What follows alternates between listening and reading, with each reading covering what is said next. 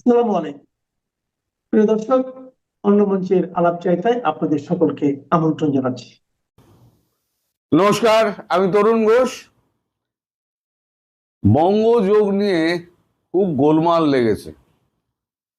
এখন ঢাকায় নেমে মানে বাংলাদেশে নেমে আমাদের নতুন হাই কমিশনার দীনেশ ত্রিবেদী তিনি কাব্যিক ঢঙে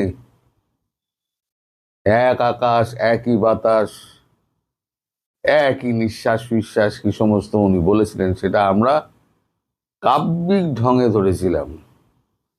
যেটা আমি নিজেই বলেছিলাম, উনি উনি একটুখানি কাঁচা বল খেলে দিয়েছেন আর জামাত ছক্কা মেরে দিয়েছে।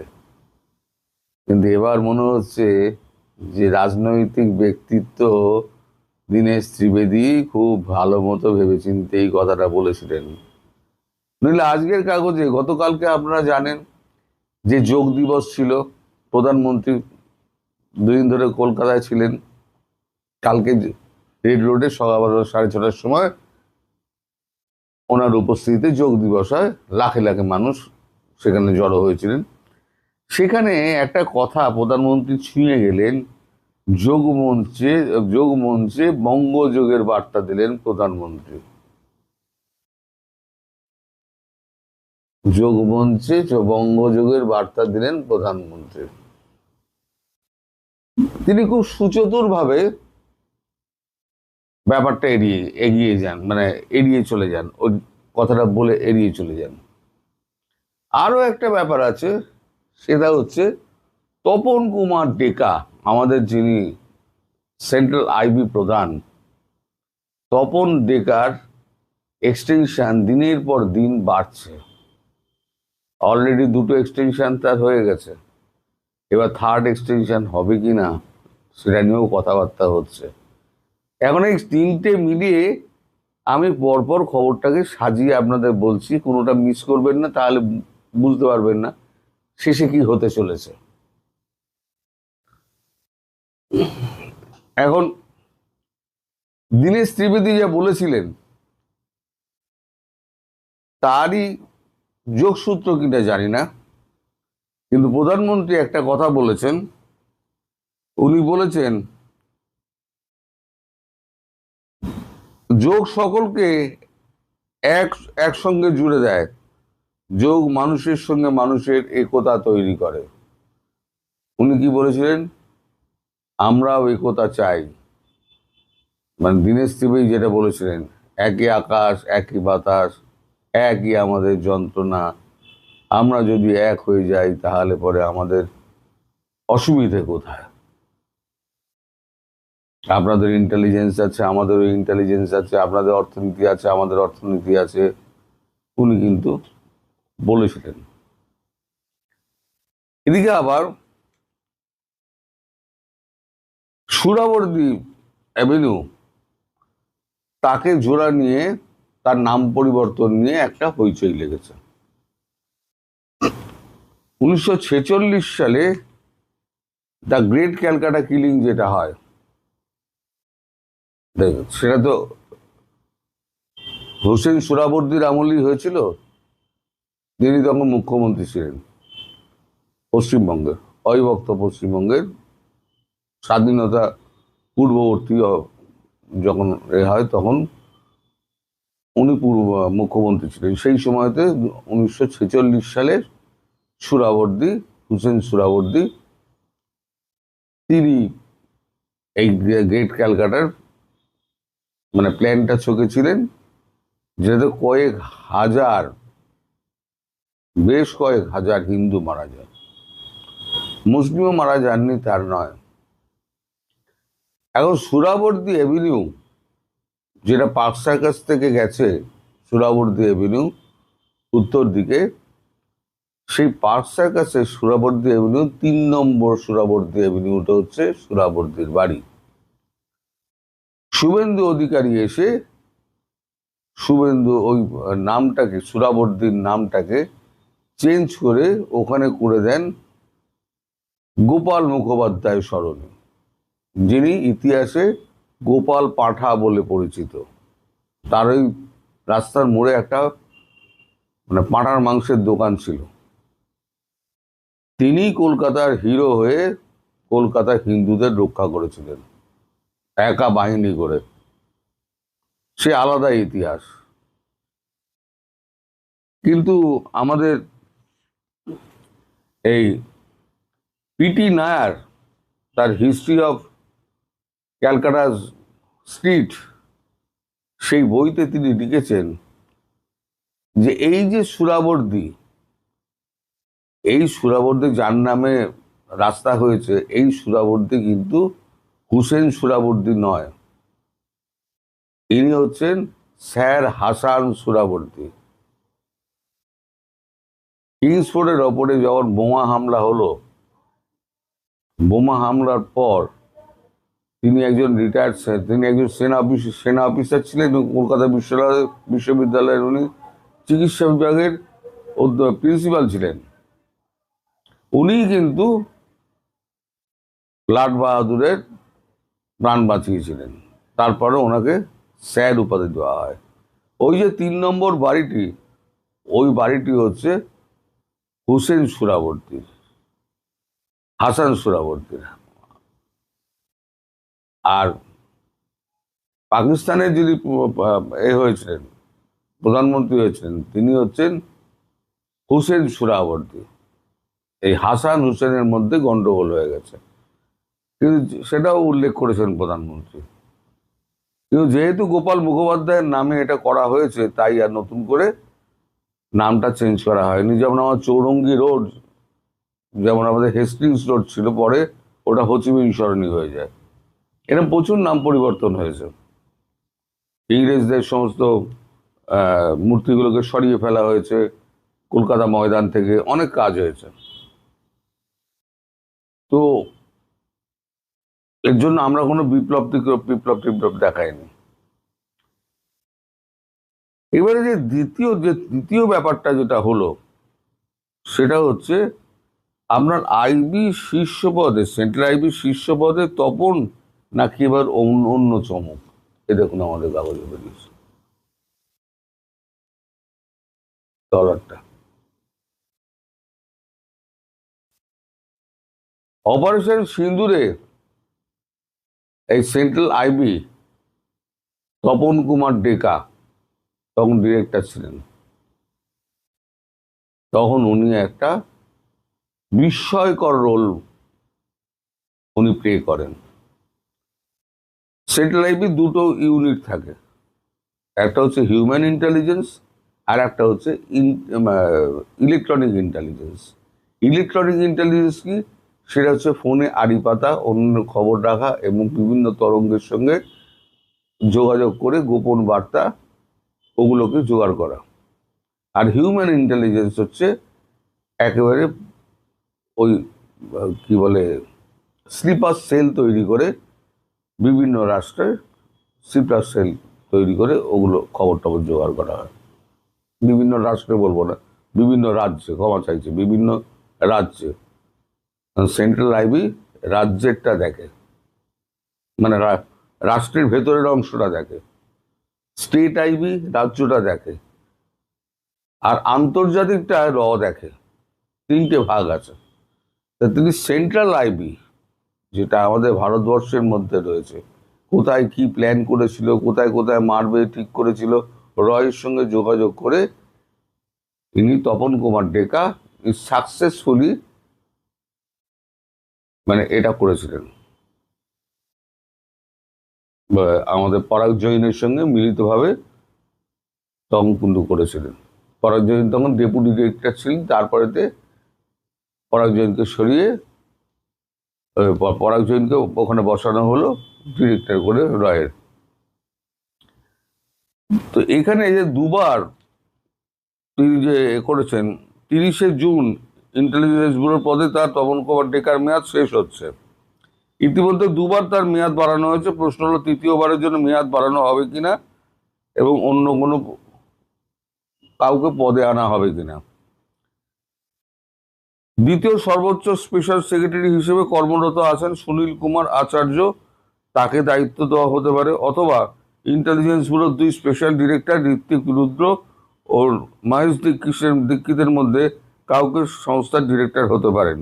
তবে অপারেশন সিঁদুরের সাফল্যের পর তপন কুমার ডেকার তৃতীয়বারের মেয়াদ বৃদ্ধির সম্ভাবনাও উড়িয়ে দেওয়া যাচ্ছে না। তপন কুমার ডেকা 2022 ইন্টেলিজেন্স ডিরেক্টর হয়েছিলেন। 2024 2 বছরের জন্য তার মেয়াদ শেষ হয়।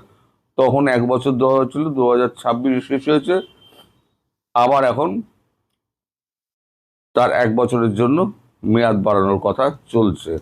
তার মানে অপারেশন সিঁদুর যেমন চলমান আছে, এর সঙ্গে আপনি যদি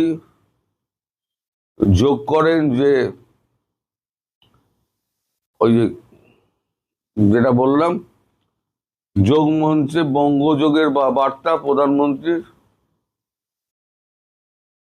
এর সঙ্গে কোনো সম্পর্ক থাকলেও থাকতে পারে। সেদিনকে আমি যে মজা করেছিলাম, আজকে বুঝতে পারছি যে আমার মজাটা করার ঠিক হয়নি। আমি কূটনীতির খবর রাখি, কিন্তু রাজনীতির অঙ্ক সবসময় কূটনীতির অঙ্কের সঙ্গে মেলে না। এখানে আমি মেলাতে ব্যর্থ হয়েছি, সেটা আমাকে স্বীকার করতেই হবে। অর্থাৎ এখনো কাজ শেষ হয়নি। আমি বলছি না 2 বঙ্গ এক হয়ে যাবে, বা আমাদের অখণ্ড ভারতের জন্য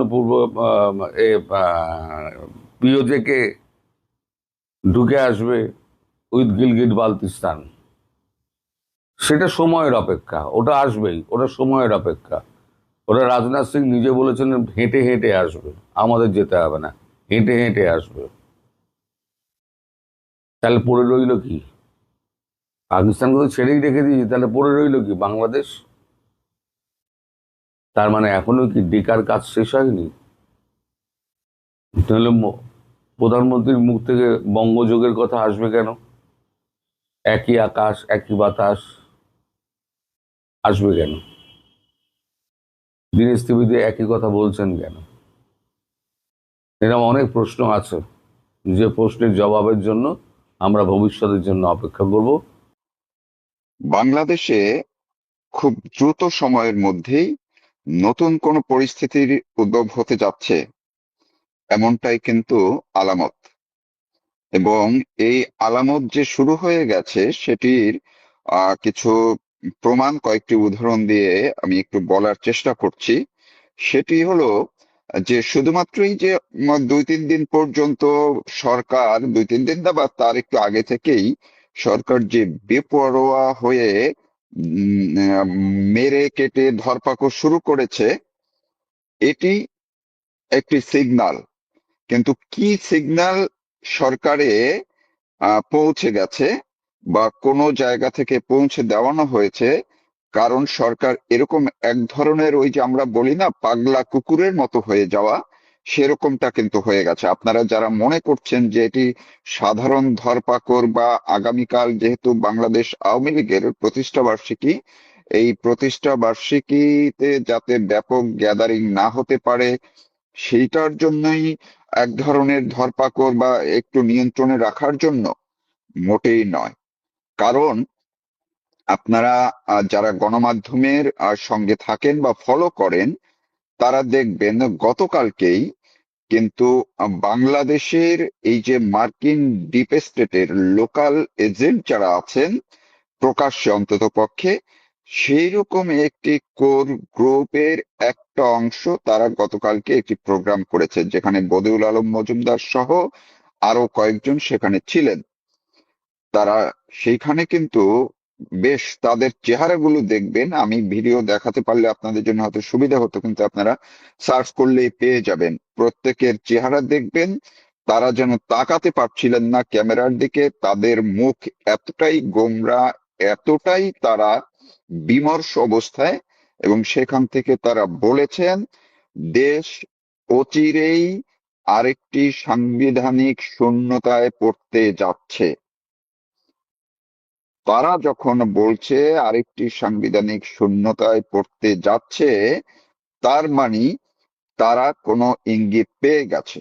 নয়তো এই ডিপ স্টেটের এই মানুষগুলো এরকম করে আসলে তাদের কোনো বহিঃপ্রকাশ সহসা ঘটান না। আরেকটু যোগসূত্র ঘটিয়ে দেই, এই লোকাল ডিপ স্টেটের যারা আরেকটি অংশ আছে গণমাধ্যমে, একদম প্রথম আলো থেকে শুরু করে আরো যারা এই এলিট পার্সন যারা আছেন, কিংবা সোশ্যাল আর কালচারাল হেজিমনির মধ্যে যেই গ্রুপটা থাকেন, তারা দেখবেন তাদের কিন্তু মতি গতি নড়াচড়া গত কয়েকদিন পর্যন্তই একটি ভিন্ন লাইনে তারা কথা বলছে, এবং তারা যে একেবারেই তাদের যে আসলে পানি নাক পর্যন্ত উঠে গেছে সেটির প্রমাণ দেখবেন গত 2-3 দিন পর্যন্ত এই প্রথম আলোতে এমন বেপরোয়া ভাবে তারা লেখা শুরু করেছে আওয়ামী লীগ এবং শেখ হাসিনা সম্পর্কে, এবং লেখানো শুরু করছেন। নিউজ না হলেও তারা বিভিন্ন জনকে দিয়ে যে আর্টিকেল লেখাচ্ছেন, বিশেষ করে মহিউদ্দিন আহমেদ মাত্র 2 দিন আগে যে আর্টিকেলটি লিখলেন, এটি কোনোভাবেই বলার কোনো অবকাশ নেই যে এটি নিছক একটি আর্টিকেল। এটি যে একদম অ্যাসিস্ট করা, অ্যাডভাইস করা, প্রেসক্রিপশন দেওয়া, সেটি একেবারেই পরিষ্কার। এই মহিউদ্দিন আহমেদ গত কয়েকদিন এর আগেও কিন্তু আরো কয়েকদিন আগে বলেছিলেন যে যারা শেখ হাসিনা ফিরবে এটি যারা মনে করছেন সেটা এক ধরনের আসলে অসম্ভব একটা ব্যাপার। তো সেই জায়গা থেকে আরো যে কিছু আলামত, এই যে মাহফুজ আলম একদিন দুদিন পরপরই সে হঠাৎ করে একটু উদ্ভাবন এবং বিভিন্ন কথা ছেড়ে দেন।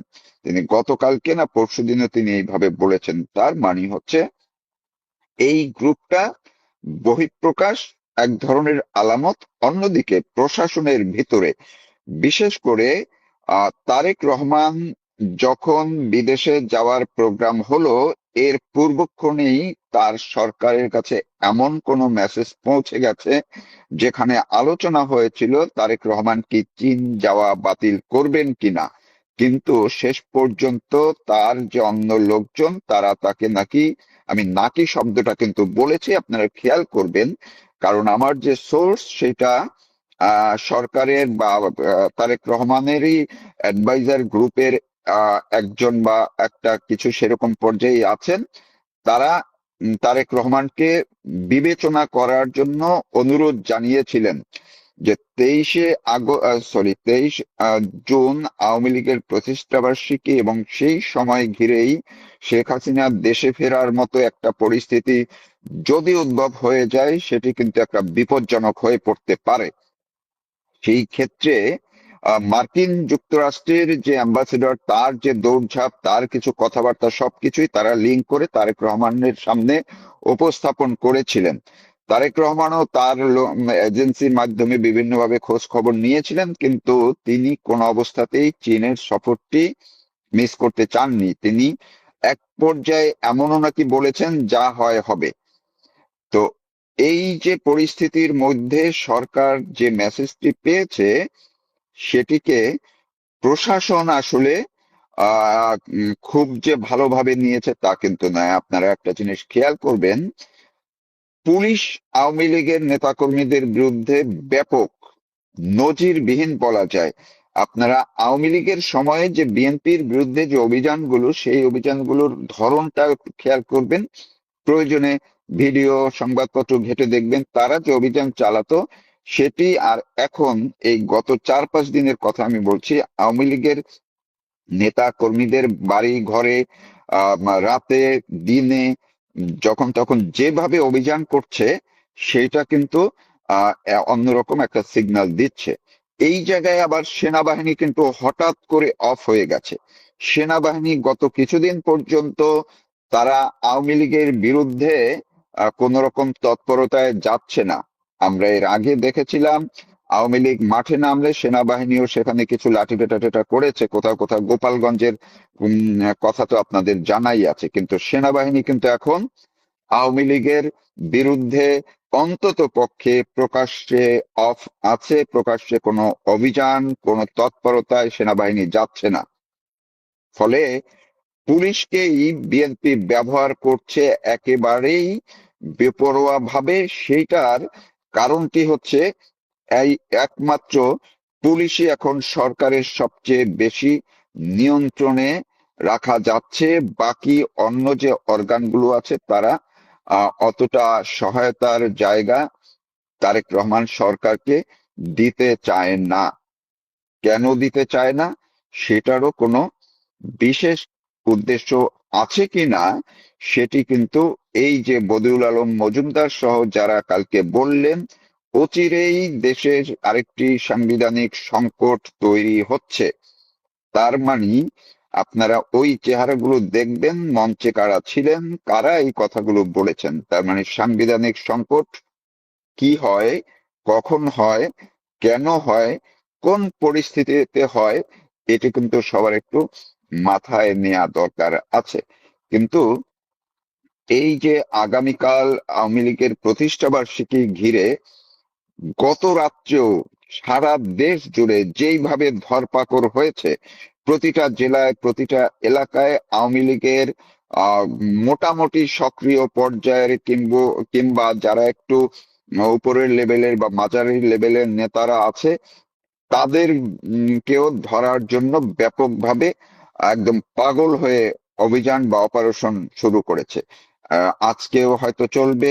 আপনারা দেখেছেন মাত্র একদিন গতকালকেই বরিশালে একজন আওয়ামী লীগ নেতা, তিনি কিন্তু পালানো নাই, এত এই 2005 থেকে 2024-এর 5ই আগস্ট থেকে পরশুদিন পর্যন্ত তিনি বাড়িতেই ছিলেন, তিনি কিন্তু পালান নাই। তাকে হঠাৎ করে পুলিশ ধরতে গিয়ে তাকে ধাওয়ার মুখে সে পড়ে গিয়ে মারা যান। আরেকজনকে তো ফরিদপুরের একজনকে মেরে ফেলা হয়েছে বলে অভিযোগ করা হচ্ছে, যাকে মূলত পুলিশ হেফাজতে নিয়ে তার মৃত্যু ঘটলো। কারাগারে তো একদিন দুদিন পরেই মারা যাচ্ছে। সবকিছু পরিস্থিতি আসলেই ঘোলাটে, এবং এইসবের মধ্যে দিয়েই তারেক রহমান সরকারের কাছে এমন কি কোনো সিগন্যাল চলে গেছে যেটি ওই যে সাংবিধানিক সংকটের মুখে পড়তে যাচ্ছে অচিরেই দেশ।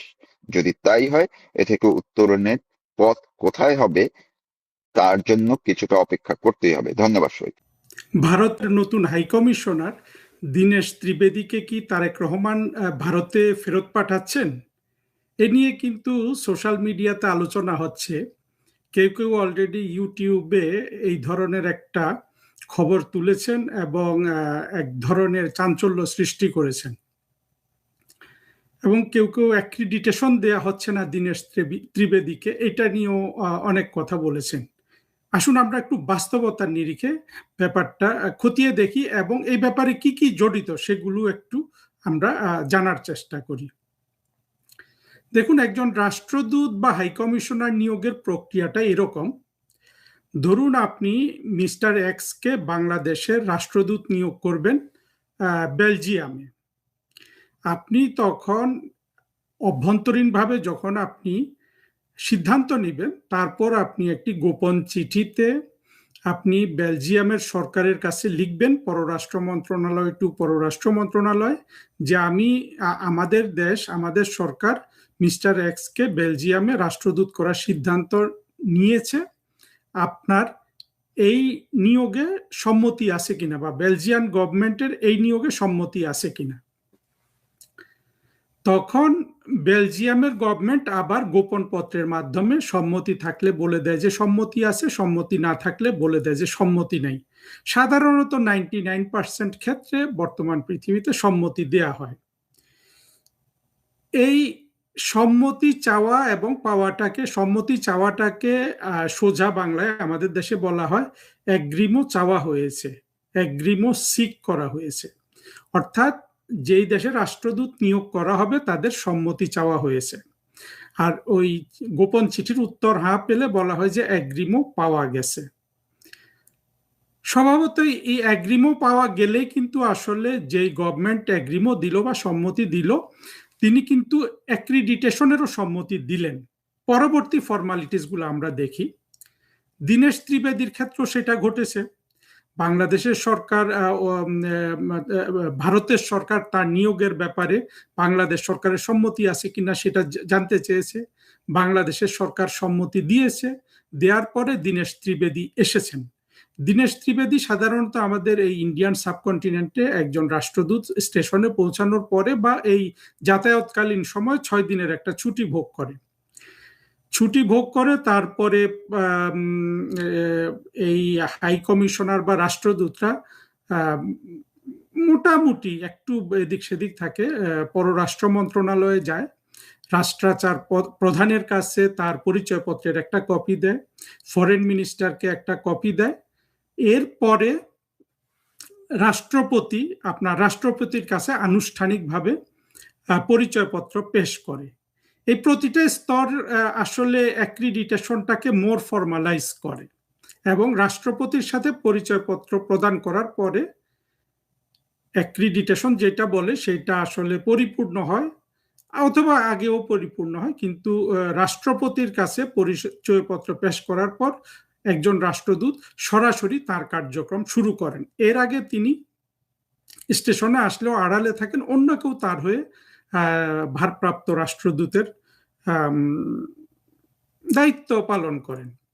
দীনেশ ত্রিবেদীর ক্ষেত্রে যেটা হয়েছে, দীনেশ ত্রিবেদী এখন ঢাকায় এসেছেন, তিনি অবশ্য ফরেন মিনিস্ট্রিতে তার পরিচয়পত্র দিয়েছেন কিনা, পররাষ্ট্র মন্ত্রণালয়ের নিকট পরিচয়পত্রের কপি দিয়েছেন কিনা, এগুলো আমরা জানতে পারিনি।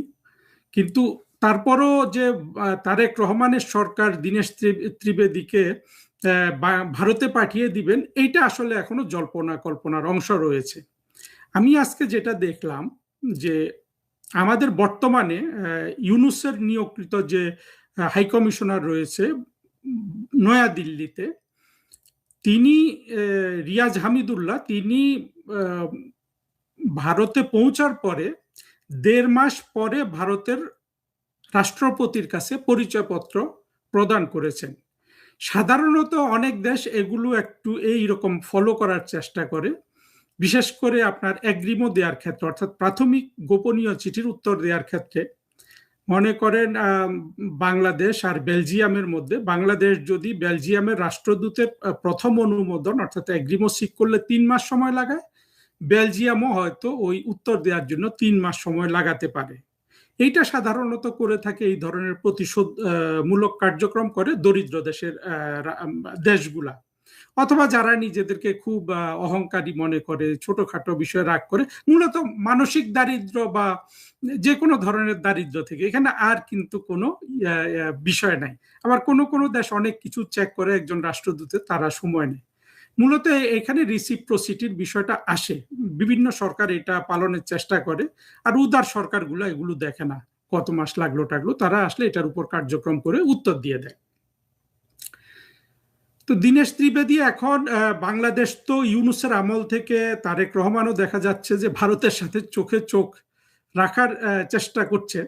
সুতরাং তারেক রহমান যদি সর্বোচ্চ ওই রিসিপ্রোসিটিও পালন করে, তাহলে দীনেশ ত্রিবেদীকে আশা করা যাচ্ছে যে 1.5 মাসের মাথায় রাষ্ট্রপতির কাছে পরিচয়পত্র পেশের সুযোগ দিবে, যদি তারা চোখে চোখ রাখা বলে যেটা বোঝাচ্ছে সেগুলো তারা পালন করে, অথবা আগে দিবে। কিন্তু এই অবস্থায় এই বিষয়টাকে দীনেশ ত্রিবেদীকে অ্যাক্রিডিটেশন দিচ্ছে না, তাকে ভারতে ফেরত পাঠিয়ে দিবে, এগুলো আসলে জল্পনা কল্পনার অংশ ছাড়া আপাতত কিছু মনে হচ্ছে না। আর যদি সত্যি সত্যি দীনেশ ত্রিবেদীকে তারেক রহমান ভারতে পাঠিয়ে দেয় এই অবস্থায় বর্তমানে, এটা তো যুদ্ধ ঘোষণার সামিল হবে। তারেক রহমান কি যুদ্ধ ঘোষণা করবে?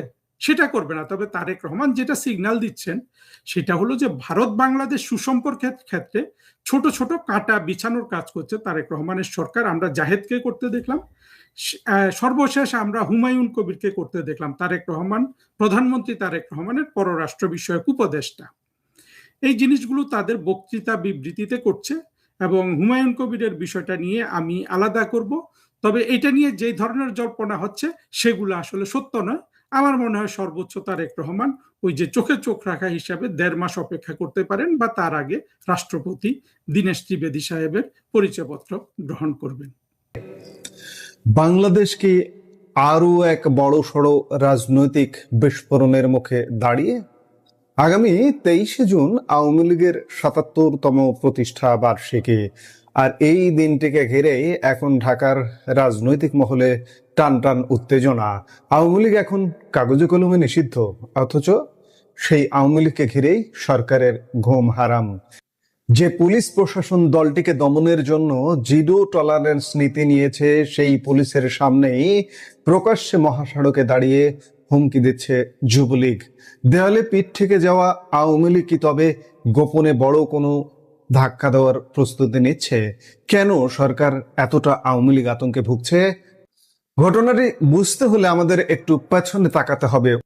1949 সালে জন্ম নেওয়া এই ঐতিহাসিক দলটি 15 বছর বাংলাদেশ শাসন করার পর 2024 সালের 5 অগাস্ট এক ষড়যন্ত্রের মুখে ক্ষমতা হারায়। এরপর 2025 সালের 12 মে আসে সেই বড় ধাক্কা। অন্তর্বর্তী সরকার সন্ত্রাস বিরোধী আইনে আওয়ামী লীগের সব কার্যক্রম নিষিদ্ধ করে প্রজ্ঞাপন জারি করে। পরবর্তীতে বিএনপি ক্ষমতায় আসার পর সংসদেও সেই নিষেধাজ্ঞার যে আইন, সেই আইনটি পাশ হয়। 1949 সালের পর দলটির ইতিহাসে এটি তৃতীয়বারের মতো নিষিদ্ধ হওয়ার ঘটনা। 1971 সালে আমাদের মহান স্বাধীনতা যুদ্ধকালেও আওয়ামী লীগ নিষিদ্ধ ছিল এবং সেই নিষিদ্ধ থাকা অবস্থায় স্বাধীন বাংলাদেশ উপহার দিয়েছিল আওয়ামী লীগ। ইতিহাস আমাদের বারবার স্মরণ করিয়ে দেয় আওয়ামী লীগকে মাঠ থেকে পুরোপুরি মুছে ফেলা সহজ নয়। এবারও নিষিদ্ধ হওয়ার পর দলের 77তম প্রতিষ্ঠা বার্ষিকীকে কেন্দ্র করে সামাজিক যোগাযোগ মাধ্যমে তারা সপ্তাহব্যাপী কর্মসূচি ঘোষণা করেছে। ফেসবুক পেজে ঘোষিত এই কর্মসূচির মধ্যে রয়েছে ধানমন্ডি 32 নম্বরের ক্ষতিগ্রস্ত বঙ্গবন্ধু ভবন এবং বনানী কবরস্থানে 15 আগস্ট ও 3 নভেম্বরের শহীদদের প্রতি শ্রদ্ধা নিবেদন। এছাড়া টুঙ্গিপাড়ায় শেখ মুজিবুর রহমানের সমাধিতে শ্রদ্ধা এবং দেশ জুড়ে মসজিদ ও অন্যান্য উপাসনালয়ে বিশেষ প্রার্থনার পাশাপাশি গরিবদের মাঝে খাবার বিতরণের পরিকল্পনা রয়েছে তাদের। এই কর্মসূচি ঘোষণার পর থেকেই নড়ে চড়ে বসেছে বর্তমান বিএনপি সরকার। সরকারের অবস্থান অত্যন্ত পরিষ্কার, নিষিদ্ধ কোনো দলকে প্রকাশ্যে কোনো কর্মসূচি করতে দেওয়া হবে না। স্বরাষ্ট্রমন্ত্রী সালাউদ্দিন আহমেদ সরাসরি আওয়ামী লীগকে মাফিয়া দল আখ্যা দিয়ে কঠোর ব্যবস্থা নেওয়ার ঘোষণা দিয়েছেন। সরকারের আশঙ্কা 23 জুনকে টার্গেট করে নিষিদ্ধ আওয়ামী লীগ বেশ বড় ধরনের বিশৃঙ্খলা ও অস্থিরতা সৃষ্টি করতে পারে। আমরা গত 2 বছরে আওয়ামী লীগের পক্ষ থেকে কোনো অস্থিরতা সৃষ্টি দেখিনি, মিছিল করতে দেখেছি। ইতিমধ্যে দেশের বিভিন্ন এলাকায় আওয়ামী লীগ নেতাকর্মীদের ওপর ব্যাপক দরপাকড় শুরু করেছে সরকার। এমনকি সব জেলা পুলিশ কর্মকর্তাদের কাছে একটি গোপন চিঠি পাঠানো হয়েছে। সে চিঠির ব্যাপারে আমরা কদিন আগেই আলাপ করেছি, যেখানে সম্ভাব্য সব ধরনের মিছিল মিটিং রুখে দিতে সর্বাত্মক প্রস্তুত থাকার নির্দেশ দেওয়া হয়েছে।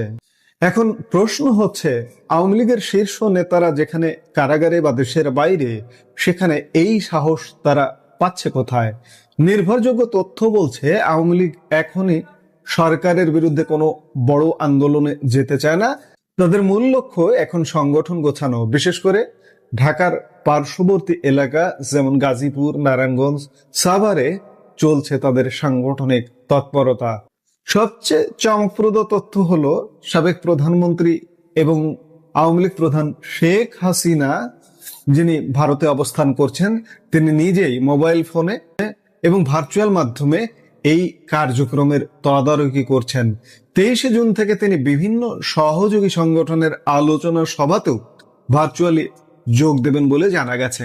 এমনকি দলের নেতারা দাবি করছেন শেখ হাসিনা নিজেই দেশে ফিরে আইনি লড়াই ও বিচারের মুখোমুখি হতে চান। আর এই খবর ছড়িয়ে পড়ার পর থেকেই দলের কর্মীদের মাঝে নতুন করে উদ্দীপনা দেখা যাচ্ছে। তবে এখানে একটি অত্যন্ত গুরুত্বপূর্ণ মনস্তাত্ত্বিক বিষয় রয়েছে যা এড়িয়ে যাওয়া যাবে না।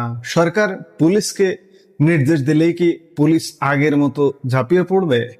মনে রাখতে হবে 2024 সালের ষড়যন্ত্র কালে ফ্রন্ট লাইনে থাকা পুলিশ বাহিনী চরম ভিকটিম হয়েছিল।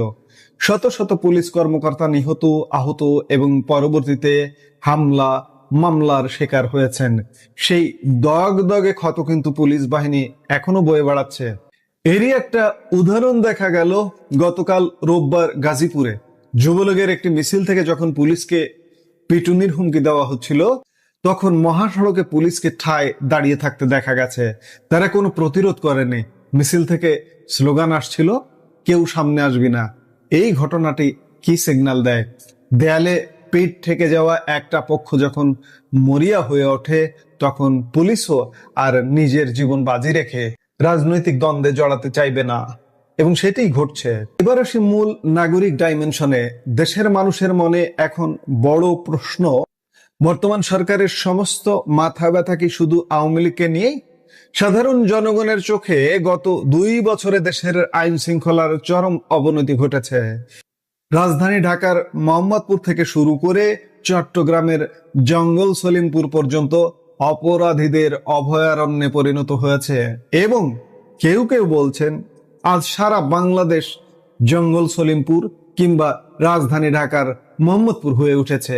এমনকি ঢাকার রাস্তায় নিষিদ্ধ জঙ্গি সংগঠনের মিছিল অহরহ দেখা যাচ্ছে, অথচ সেখানে সরকারের কোনো কড়া পদক্ষেপ নেই।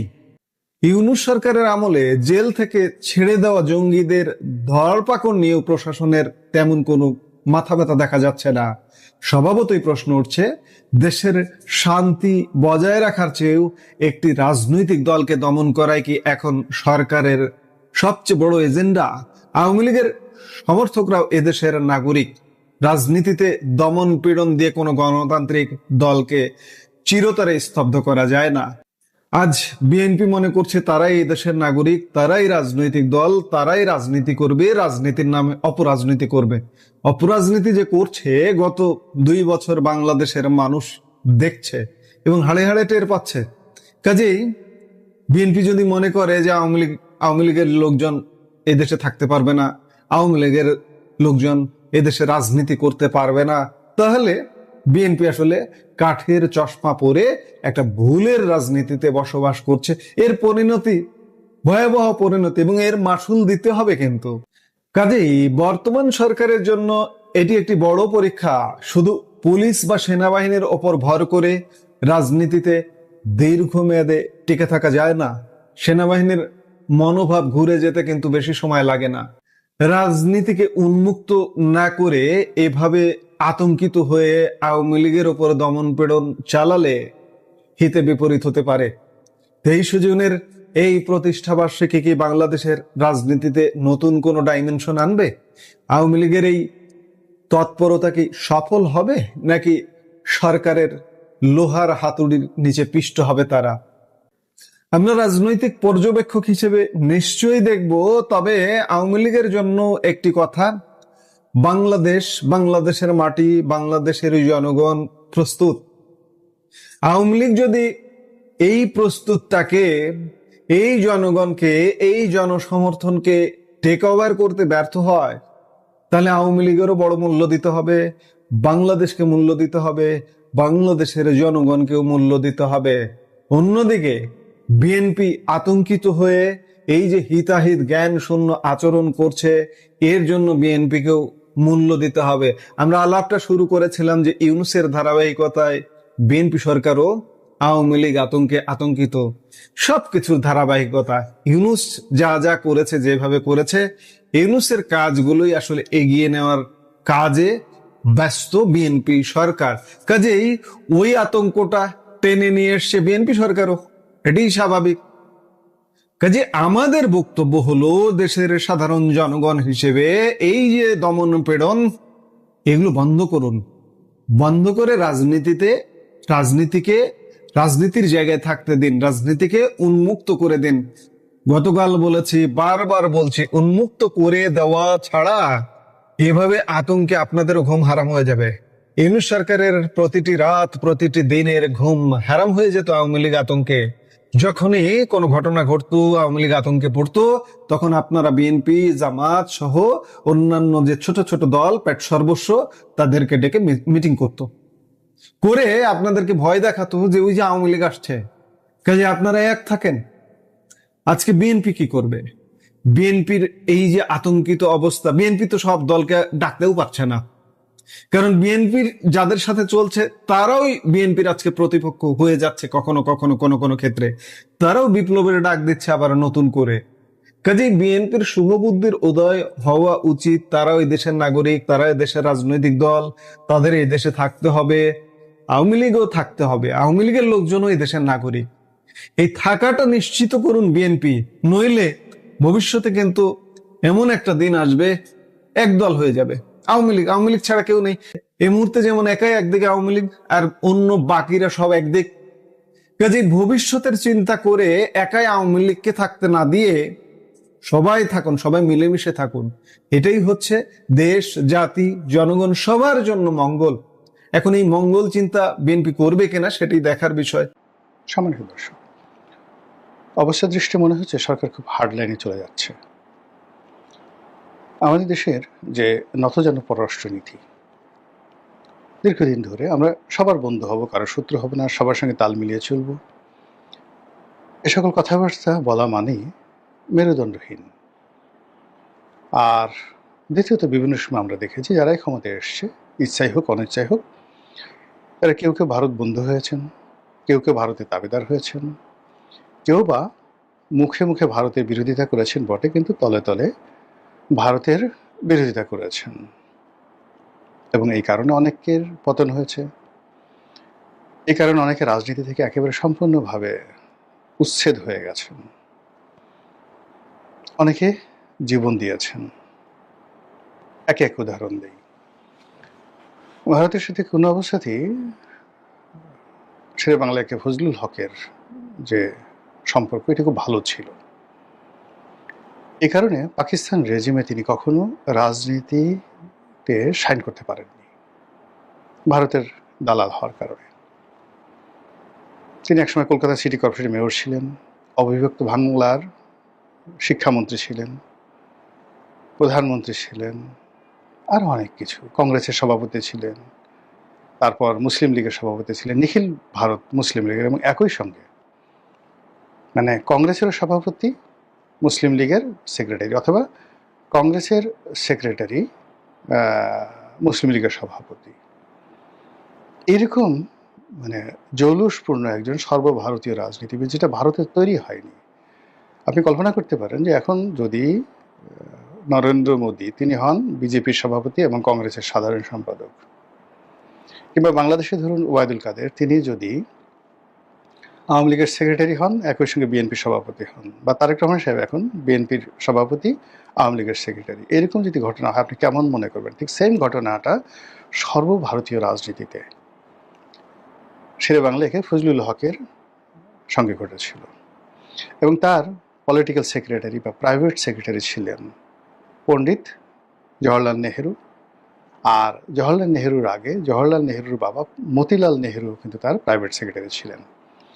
সো এইরকম একটা লোক কেবলমাত্র ভারতের সাথে সম্পর্ক হওয়ার কারণে পাকিস্তান রাষ্ট্রে নিগৃহীত হয়েছেন, অপমানিত হয়েছেন, লাঞ্ছিত হয়েছেন। কিন্তু তারপর আবার পাকিস্তান যখনই বিপদে পড়েছে, সেটা 1954 হোক, 57-এ হোক, 58-এ হোক, বারবার এই বৃদ্ধ লোকটির কাছে তারা গিয়েছে, কিন্তু পাকিস্তান জমানায় তাকে দাঁড়াতে দেওয়া হয়নি। একইভাবে আমেরিকা প্রীতি থাকার কারণে পাকিস্তানেও নিগৃহীত হয়েছেন, আর ভারতে মারাত্মকভাবে নিগৃহীত হয়েছেন হোসেন শহীদ সোহরাওয়ার্দী। কাজে দিল্লি, পিন্ডি এবং আমেরিকার ওয়াশিংটন, এই ক্ষেত্রে আপনার যদি কোনো একটা ট্যাগ লাগে, তাহলে সেই আপনি 47 থেকে এখন পর্যন্ত রাজনীতির যত ইতিহাস দেখেন, যাদেরই এই ট্যাগ লেগেছে তারা সেখান থেকে বেরোতে পারেনি।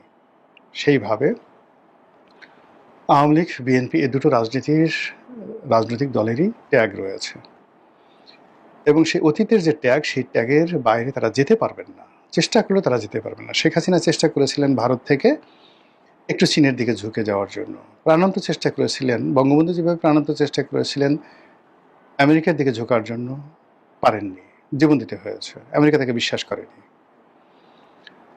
তারপর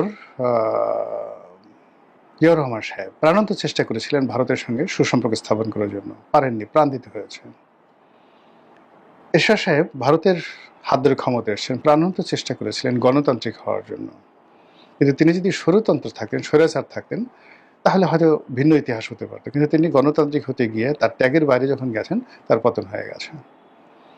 তো সেই ক্ষেত্রে এখন বিএনপি সরকার তার অতীতের যে ট্যাগগুলো আছে, তার সফলতা, তার ব্যর্থতা, এগুলোই তাকে তাড়িত করবে, এর বাইরে সে যেতে পারবে না। অর্থাৎ জিয়াউর রহমান সাহেব যে কাজগুলো করেছেন, বেগম জিয়া যে কাজগুলো করেছেন, যে কয়বার তারা সরকার পরিচালনা করেছেন, তখন তাদের যে লিগেসিগুলো ছিল, মানে যেগুলো সফলতা ছিল, এবার এসে তারাও ঠিক সেম সফলতাগুলো করতে পারবেন। এটা হলো নর্মাল ফেনোমেনা। আর দ্বিতীয়ত হলো যে ওই আগের আমলে তারা যে অপরাধগুলো করেছেন, অন্যায়গুলো করেছেন, ভুলগুলো করেছেন, ভ্রান্তিগুলো করেছেন, এগুলো তাদেরকে এবারও তারা সেই কাজগুলো করবে। সেখানে তো 19-20 হবে, কিন্তু এর বাইরে যদি হঠাৎ করে তারা রাতারাতি ভালো কিছু করতে চায়, তাহলে এটা হবে না। তো যেটা বলছিলাম যে বর্তমান সরকার এই 4 মাসে এসে সে আসলে স্থির হতে পারছে না। What should do? পাকিস্তানের সাথে সম্পর্ক করা উচিত, চীনের সঙ্গে করা উচিত, আমেরিকার সাথে ডিলটা কিভাবে হবে, ভারতের সাথে ডিলটা কিভাবে হবে, আওয়ামী লীগের ব্যাপারে তারা কি সিদ্ধান্ত নেবে, এই বিষয়গুলো নিয়ে সরকার এখনো পর্যন্ত সিদ্ধান্ত নিতে পারেনি। ডক্টর ইউনূসের ব্যাপারে তাদের ফাইনাল ডিসিশন কি? তাকে কি এইভাবে প্রকৃতির হাতে ছেড়ে দেওয়া হবে? তাকে কি বিএনপি প্রোটেক্ট করবে? তাকে কি দেশের বাইরে সেফ এক্সিট দেওয়া হবে, নাকি তাকে রাষ্ট্রপতির পদে বসানো হবে? নট ইয়েট ডিসাইডেড, বাট এটা বিএনপির আসলে 1 সপ্তাহের প্রায়োরিটি বেসিসে এই কাজগুলো করা উচিত ছিল। 2 নম্বর হলো এনসিপি এবং জামাতের সঙ্গে তাদের যে কি সম্পর্ক, সেই সম্পর্কটা কেমন হবে? Not yet decided. আর এই সিদ্ধান্তগুলো না নেওয়ার কারণে ডে বাই ডে দায় বাড়ছে, দেনা বাড়ছে, সম্পর্ক খারাপ হচ্ছে, এবং এমন একটা জায়গায় আজকের দিনে রাজনীতি চলে এসছে, এখন সরকার চাইলেও কারোর সঙ্গে সমঝোতায় যেতে পারবেন না। না জামাতের সঙ্গে, না এনসিপির সঙ্গে, না আওয়ামী লীগের সঙ্গে, না ডক্টর মোহাম্মদ ইউনূসের সঙ্গে, না ভারতের সঙ্গে, না আমেরিকার সঙ্গে, নট ইভেন চায়না কিংবা পাকিস্তানের সঙ্গে। এখন যে টানাটানি হচ্ছে সেই টানাটানির মোহটা চলে যাবে। এর কারণ হলো প্রশাসনের পরতে পরতে ভারতের এজেন্ট আছে, সমাজের সর্বস্তরে আমেরিকার এজেন্ট আছে, ডিপ স্টেটের এজেন্ট আছে, বিশ্ব ব্যাংকের এজেন্ট আছে, IMF এর এজেন্ট আছে, এডিবির এজেন্ট আছে, জাপানের এজেন্ট আছে, জাইকার এজেন্ট আছে। এত গুরুত্বপূর্ণ জায়গাতে বসে বসে তারা এমনভাবে কান পড়া দেবে, সেই কান পড়ায় মন্ত্রী, এমপি, পার্লামেন্ট, প্রধানমন্ত্রী, তার কিচেন ক্যাবিনেট, এমনকি প্রধানমন্ত্রীর ব্যক্তিগত পরিবারের যারা লোকজন আছে তারাও বিভ্রান্ত হয়ে যাবেন। পদ্মা সেতু নিয়ে যা হয়েছে ওয়ার্ল্ড ব্যাংকের সঙ্গে খুব ক্লোজলি এই জিনিসগুলো দেখেছি, রাষ্ট্র কিভাবে চক্রান্তের মধ্যে পড়ে। ভারতের সঙ্গে বাংলাদেশের যে সম্পর্কটা, এটার রসায়নটা আমি দেখেছি, সংসদ সদস্য হিসেবে দেখেছি, বাইরে দেখেছি, সংসদের বাইরে দেখেছি, ডিপ্লোম্যাটদের সাথে চলতে গিয়ে, কূটনীতি পাড়ায় চলতে গিয়ে। এখন দেখেন অনেকে কূটনৈতিক পাড়ায় ঘোরাফেরা করেন, বিভিন্ন দূতাবাসে যাতায়াত করেন। আল্লাহর মেহরবানিতে আমি যে সময় যাতায়াত শুরু করেছি তারা তখন টাই পড়তে শিখেনি। এখন যারা ঘোরাফেরা করছে তারা কখনো দূতাবাসের ঠিকানা পর্যন্ত তখন তারা জানতেন না। এরকম অনেক লোক এখন অমুক দূতাবাসের সাথে তার পরিচয় আছে, অমুক রাষ্ট্রদূতের সাথে তার পরিচয় আছে, রাষ্ট্রদূত বাসায় আসে তিনি যান। যারা এই ধরনের অহংকার করে, I am talking about in 1987, 89, 91, 2001, তারপরে সংসদ সদস্য হিসেবে, বিরোধী দলের একজন কর্মী হিসেবে যে প্র্যাকটিক্যাল অভিজ্ঞতাগুলো দেখেছি, সেই অভিজ্ঞতাটা হলো যে কোনো অবস্থাতেই এই দূতাবাসগুলো, বিদেশি শক্তিগুলো আসলে কারো বন্ধু হয় না। এরা শুধুমাত্র আপনাকে ব্যবহার করে, প্রয়োজন শেষ আপনাকে ছুঁড়ে ফেলে দেয়, ইচ অ্যান্ড এভরিবডি। এবং আমার কি বলবো, যে ব্যক্তিগত যে তিক্ত অভিজ্ঞতা এমন একটা পর্যায়ে যে এখন কেউ এই ধরনের অনুষ্ঠানে যদি কেউ দাওয়াত করে, কেউ আসতে চায়, আমি সাধারণত এই জিনিসগুলো একেবারে অ্যাভয়েড করি, দেখা সাক্ষাৎই করি না, যাওয়া তো দূরের কথা। তারপর দ্বিতীয় হলো সরকারি কর্মকর্তা। বড় বড় সরকারি কর্মকর্তার সাথে বন্ধুত্ব, ক্ষমতা আপনি আছেন, সেক্রেটারির সাথে বন্ধু, সেনাপ্রধানের সাথে বন্ধু, মেজর জেনারেলের সাথে বন্ধু, এরিয়া কমান্ডারের সাথে বন্ধু, ডিআইজির সাথে বন্ধু। এখানে একই অবস্থা। আপনি যখন একটু বিপদে পড়বেন, এরা কেউ আপনাকে চিনবে না, আপনার টেলিফোন ধরবে না। আননেসেসারি আপনি এদের সাথে যে সময় ব্যয় করেছেন, ওটা আপনার জীবনের জন্য একটা, যাকে বলা হয়, অভিশাপ। কাজেই প্রত্যেকটা মানুষকে তার নিজের কর্মের উপরে, নিজের চিন্তা চেতনার উপরে এবং নিজের সামর্থ্যের উপরে নির্ভর করতে হয়। তো সেই দিক থেকে সরকার এখন যা কিছু করছে তার সঙ্গে তার চিন্তা এবং চেতনার মিল নেই। তার সঙ্গে তার আইডিওলজি, আদর্শের কোনো মিল নেই, এবং সে এখন যা কিছু করতে চাচ্ছে এটি বিয়ন্ড হিজ বা ইস, সরকার তো মানে আজ প্লুরাল নাম্বার, এটা তাদের হাওতার বাইরে, আওতার বাইরে, সার্কেলের বাইরে। প্রকৃতির একটা নিয়ম আছে, আল্লাহ স্বয়ং বলে দিয়েছেন যে don't go beyond the circle. যেমন আপনি দেখেন হযরত আদম আলাইহিস সালাম তো পৃথিবীর আদি মানব, বেহেশতে ছিলেন, তাকে তিনি কি বললেন? তাকে কিন্তু ওই মানে গন্ধম ফল, যেটিকে বলা হয় গন্ধম ফল, সেটি খেতে নিষেধ করেননি। তিনি বলছেন ওটার ধারের কাছে যেও না, মানে একটা সার্কেল দিয়ে দিয়েছেন, ওই সার্কেলের কাছে তুমি যেও না, আর তোমাকে যে সার্কেলের মধ্যে রেখেছি তুমি এই সার্কেলের বাইরে যেও না। ওই যে সার্কেল শুরু হলো, আকাশের দিকে তাকান, সূর্যের একটা সার্কেল আছে, যেদিন সূর্য তার সার্কেল থেকে 1 ইঞ্চি দিকে আসবে পৃথিবী ধ্বংস হয়ে যাবে। চন্দ্রের একটা সার্কেল আছে, গ্রহ নক্ষত্র সবার একটা সার্কেল আছে, গ্যালাক্সির একটা সার্কেল আছে, পৃথিবীর যত ভূখণ্ড আছে সবার একটা সীমানা আছে, আপনার বাড়ির একটা সীমানা আছে, আপনার ঘরের একটা সীমানা আছে, ব্যবসা বাণিজ্যের একটা সীমানা আছে, প্রত্যেকটা জিনিসের সীমানা আছে। আপনি শুধু আপনার চিন্তা এবং ইচ্ছার যে সীমানাটা, এটা কেন রাখবেন না তাহলে? আপনার শরীরের একটা সীমানা আছে, আপনার কপি কত ফিট লম্বা, কত ফিট প্রস্থ, এটার একটা সীমানার মধ্যে না। আপনি উচ্চতা আছে আপনার 5 ফিট 5 ইঞ্চি বা 10 ইঞ্চি, আপনি এভারেস্ট নিয়ে সারাদিন এভারেস্টের মতো ভাবসাব দেখাচ্ছেন, আপনি সীমা অতিক্রম করছেন। কাজেই সরকারের একটা সীমা পরিসীমা আছে। বাংলাদেশের সরকার এবং বাংলাদেশ নামক রাষ্ট্রটি, বাংলাদেশের মতো জনগণ, বাংলাদেশের মিলিটারি, বাংলাদেশের বিজিবি, পুলিশ, আমরা আসলে কি করতে পারবো সেটার একটা সীমা পরিসীমা আমাদের আঁকা দরকার। এই সীমার বাইরে গেলে আমাদের পতন, আমরা অভিশপ্ত হব, আমরা বিপদের মধ্যে পড়ব। এই জিনিসগুলো মনে হচ্ছে সরকারের যারা কর্তা ব্যক্তি তারা এই সীমা এবং পরিসীমাটা পরিমাপ করতে পারছেন না। মূল প্রসঙ্গে আসি, তারপর বক্তব্য শেষ করব। জনাব তারেক রহমান তিনি তার কাজকর্ম করার জন্য তার প্রিয়, তার পছন্দের এক ঝাঁক মানুষ তিনি লন্ডন থেকে নিয়ে এসেছেন, এবং কাউকে কাউকে যারা দেশে ছিলেন তাদেরকে তিনি কাছে ডেকে নিয়েছেন। একান্ত আপনজন মানুষের মধ্যে যারা বাংলাদেশে ছিলেন তাদের মধ্যে জহিরুদ্দিন স্বপন, শহীদুদ্দিন চৌধুরী আনি, এই দুজন পলিটিক্যাল যারা লোকজন আছেন তাদেরকে আমরা দেখছি। এরপর প্রবাসে ছিলেন, বাইরে ছিলেন তিনি জনাব সালাউদ্দিন সাহেব, ভারতে ছিলেন, তাকে আমরা তার কাছের মানুষ হিসেবে দেখছি। তৃণমূলে ছিলেন, গ্রাম অঞ্চলে ছিলেন মীর শাহে আলম, তাকে আমরা দেখছি। এর বাইরে তিনি এক ঝাঁক লোক নিয়ে এসছেন, যেমন সানিকে আনছেন, হুমায়ুন কবিরকে আনছেন, মাহাদি আমিনকে এনেছেন, রুমনকে এনেছেন, এরা সবাই লন্ডনে তার সঙ্গে ছিলেন, আরও অনেকে ছিলেন। তো এই যে একটা সার্কেল, তিনি একটা সার্কেল গড়ে তুলেছেন, সেই সার্কেলের মধ্যে যিনি পররাষ্ট্র মন্ত্রণালয়টা দেখাশোনা করেন, সরকারের সব কিছু, মূলত এখানে খলিলুর রহমান জাস্ট ওসিলা, সামনের কি বলবো, তাকে বসায় রাখা হয় মঞ্চের সামনে, কিন্তু পেছন থেকে কলকাঠি যিনি নাড়েন on behalf of prime minister, তিনি হুমায়ুন কবির।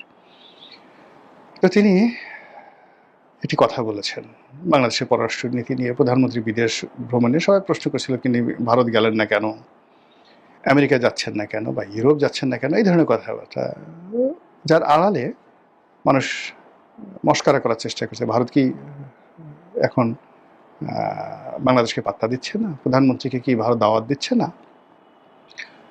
তারেক রহমান সাহেব কি আমেরিকার ভিসা পাওয়ার উপযুক্ত হয়েছে? ভিসা পাবেন? আমেরিকাতে অবস্থা কি? বা ইউরোপীয় ইউনিয়ন কেন জামাতে পিছিয়ে পিছিয়ে ঘুরছে? এইগুলো হলো অলক্ষ্যের কথা।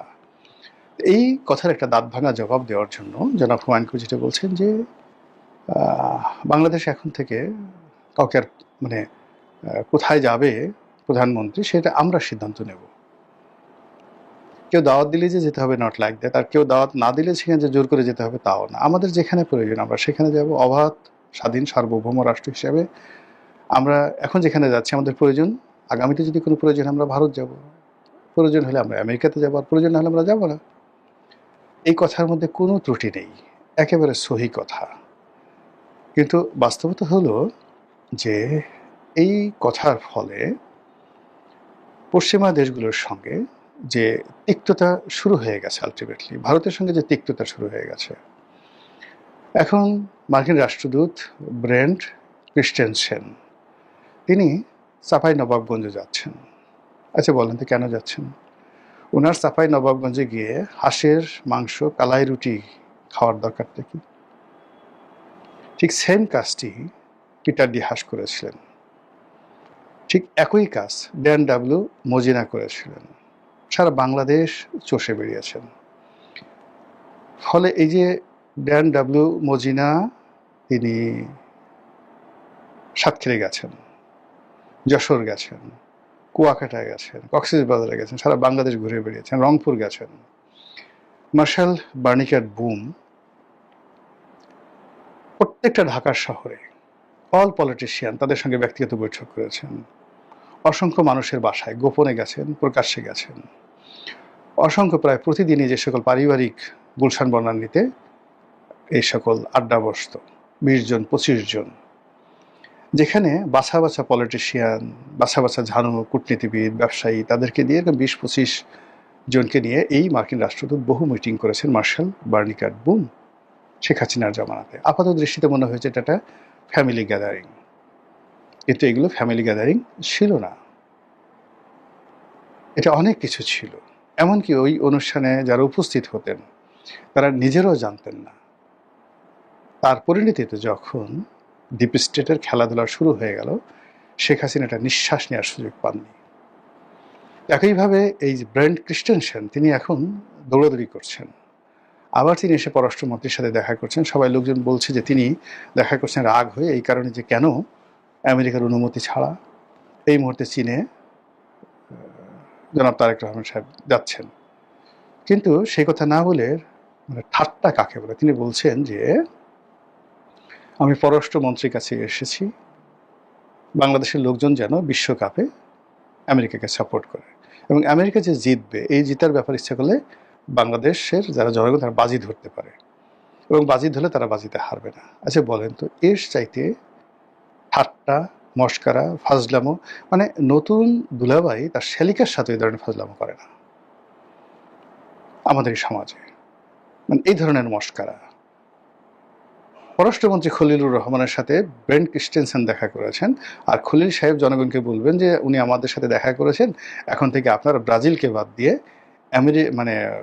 আর্জেন্টিনাকে বাদ দিয়ে, ইটালিকে বাদ দিয়ে, ফ্রান্সকে, এমবাপ্পেকে বাদ দিয়ে আপনারা আমেরিকার দলকে সাপোর্ট করেন। এটার জন্য ক্রিস্টেনসেন এসেছেন। আপনি বলেন তো, আপনাকে যদি 1 মণ গাঁজা খাওয়ানো হয়, গাঁজার রসের মধ্যে একটা পুকুর তৈরি করা হলো গাঁজার নির্যাস দিয়ে, এই পুকুরে আপনি সারাদিন গোসল করলেন, তারপরে একটা গাঁজার বিছানায় আপনি শুয়ে রইলেন, বিছানা, গাঁজার বিছানা, বালিশ গাঁজা, তোষক গাঁজা, সব কিছু গাঁজা, কোলবালিশ গাঁজা, আর যে লেপ গাঁজাতে তৈরি, তারপরে আপনার কাছে এই ধরনের একটি গল্প বলা হলো, আপনি কি বিশ্বাস করবেন? তো মস্কার আর এমন একটা জায়গাতে আমেরিকা নিয়ে এসছে।